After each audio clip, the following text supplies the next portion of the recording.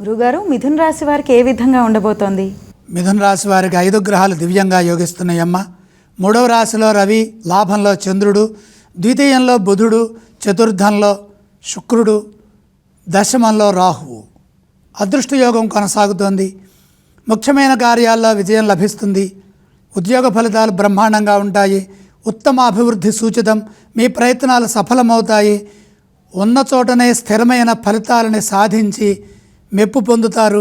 కోల్పోయినవి తిరిగి లభిస్తాయి. ఆత్మవిశ్వాసం రెట్టింపు అవుతుంది. మనోబలంతో నిర్ణయాలు తీసుకొని వాటిని అమలు చేయడం ద్వారా కీర్తి ప్రతిష్టలు పెరుగుతాయి. సమాజంలో మంచి గుర్తింపు లభిస్తుంది.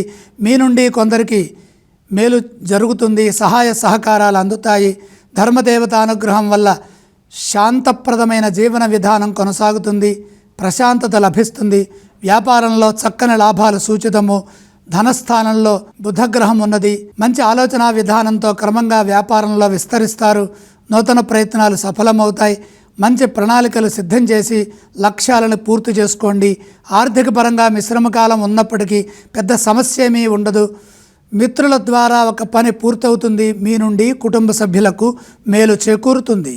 గురుగారు, మిథున రాశి వారు ఏ స్తోత్రాన్ని పఠించాలి ఈ వారం? మిథున రాశి వారు శ్రీ లక్ష్మీ అమ్మవారిని ధ్యానించడం చాలా మంచిది.